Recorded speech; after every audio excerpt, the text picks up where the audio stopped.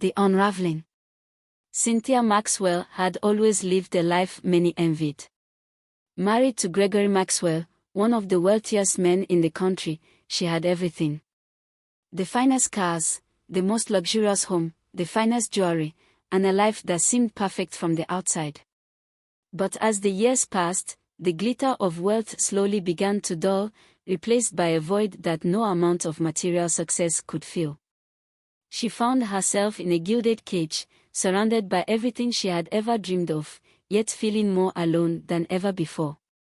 Gregory, her husband, was a man of great success, but he was often a stranger to her.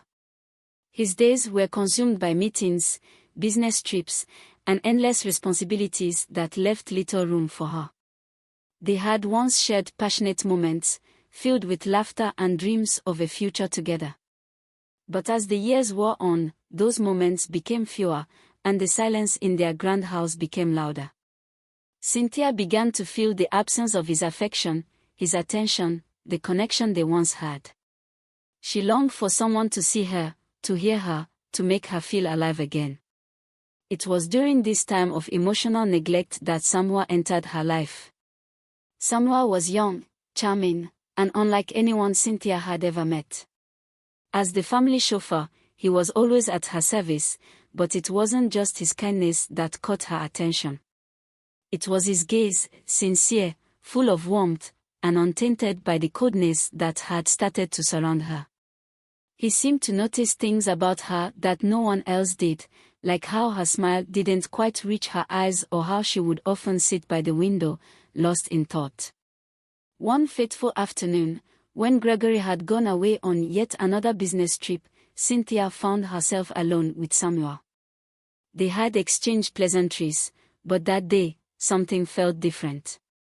As Samuel handed her a cup of tea, their fingers brushed, and for the first time in a long while, Cynthia felt a spark. Her heart raced, not from lust, but from the overwhelming feeling of being seen.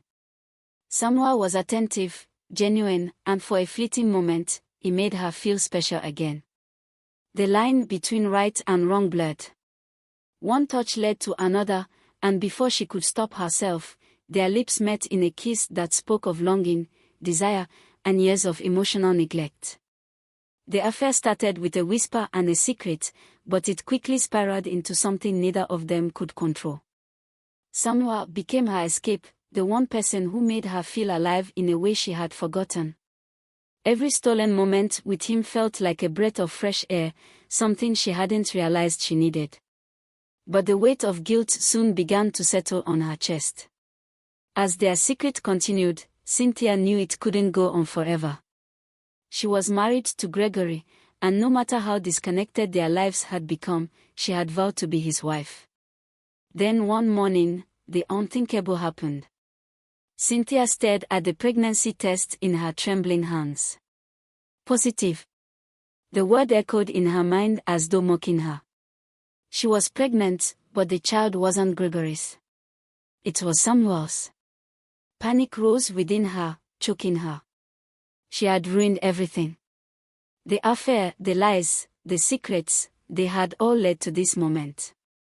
Her heart twisted with regret as she realized the gravity of what she had done. Her mind raced as she thought of her options. How could she tell Gregory? How could she break his heart, knowing the truth would shatter him? She couldn't imagine the pain he would feel, the betrayal that would poison their entire marriage. But no matter how hard she tried to escape it, the truth was there, growing inside her. The guilt weighed heavier with each passing day, until she could no longer bear the burden. She had to tell Gregory. The day she finally gathered the courage, her hands were shaking, her heart was pounding. "Gregory," she said, her voice barely above a whisper. "I need to tell you something. Something I can't keep inside any longer." Gregory looked up from his laptop, a slight frown crossing his face. "What is it?" Cynthia took a deep breath, her throat tight. "I'm pregnant," she began, tears threatening to spill over. "But it's not yours. It's Samuel's." The silence that followed was suffocating. Gregory's face went pale, his eyes narrowing as the words sank in. "You had an affair with Samuel." His voice was cold, incredulous. Cynthia nodded, unable to meet his gaze. "I'm so sorry, Gregory. I didn't mean for this to happen. It was a mistake. I don't know what to do. I never wanted to hurt you." But the damage had already been done. Without another word, Gregory stood up, his chair scraping loudly against the floor. His eyes, once filled with love, now burned with a fury she had never seen before. He turned and walked toward the door, not looking back as he left the house. Cynthia stood there, numb, the weight of her regret suffocating her. She had lost him, and she knew it. There was no coming back from this. Her heart shattered into a million pieces as she realized the depth of her mistakes. The man she had once loved was now a stranger, and the man she had betrayed was gone from her life. Days passed, and the silence in the house became unbearable.